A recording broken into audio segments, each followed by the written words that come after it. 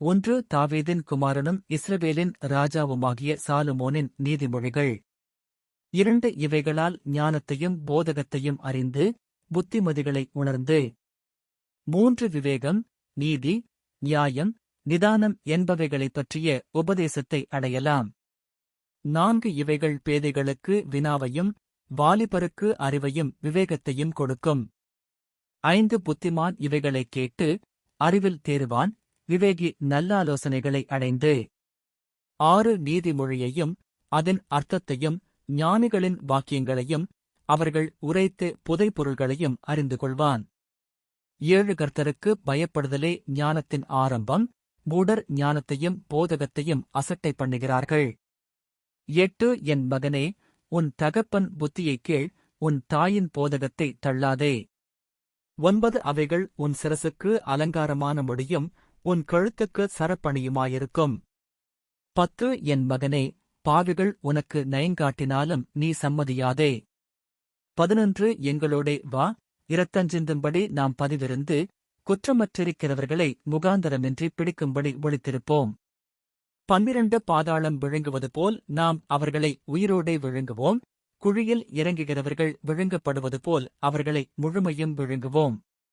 13 விலையுயர்ந்த சகலவித பொருள்களையும் கண்டடைவோம், கொள்ளைப் பொருளினால் நம்முடைய வீடுகளை நிரப்புவோம். 14 எங்களோடே பங்காளியாயிரு, நம்மெல்லாருக்கும் ஒரே பை இருக்குமென்று அவர்கள் சொல்வார்களாகில். 15 என் மகனே, நீ அவர்களோடே வழிநடவாமல் உன் காலை அவர்கள் பாதைக்கு விலக்குவாயாக. 16 அவர்கள் கால்கள் தீங்கு செய்ய ஓடி இரத்தஞ்சிந்த தீவிரிக்கிறது. 17 எவ்வகையான பட்சியானாலும் சரி, அதன் கண்களுக்கு முன்பாக வலையை விரிப்பது விருதா. 18 இவர்களோ தங்கள் இரத்தத்திற்கே பதிவிரிக்கிறார்கள், தங்கள் பிராணனுக்கே ஒளி வைத்திருக்கிறார்கள். 19 பொருளாசையுள்ள எல்லாருடைய வழியும் இதுவே, இது தன்னையுடையவர்களின் உயிரை வாங்கும். 20 ஞானமானது வெளியே நின்று கூப்பிடுகிறது, வீதிகளில் சத்தமிடுகிறது.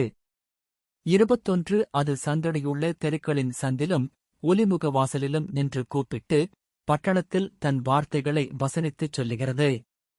22 பேதைகளே, நீங்கள் பேதைமையை விரும்புவதும், நிந்தனைக்காரரே, நீங்கள் நிந்தனையில் பிரியப்படுவதும், மதியினரே, நீங்கள் ஞானத்தை வெறுப்பதும் எதுவரைக்கும் இருக்கும்? 23 என் கடிந்து கொள்ளுதலுக்கு திரும்புங்கள், இதோ என் ஆவியை உங்களுக்கு அருளுவேன், என் வார்த்தைகளை உங்களுக்குத் தெரிவிப்பேன். 24 நான் கூப்பிட்டும் நீங்கள் கேட்க மாட்டோம் என்கிறீர்கள், நான் என் கையை நீட்டியும் கவனிக்கிறவன் ஒருவனும் இல்லை. 25 என் ஆலோசனையையெல்லாம் நீங்கள் தள்ளி என் கடிந்து கொள்ளுதலை வெறுத்தீர்கள்.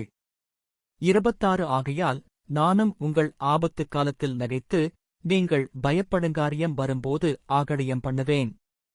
27 நீங்கள் பயப்படுங்காரியம் புசல் போல் வரும்போதும் ஆபத்து சூறாவளி போல் உங்களுக்கு நேரிடும்போதும் நெருக்கமும் இடுக்கமும் உங்கள்மேல் வரும்போதும் ஆகடியம் பண்ணுவேன்.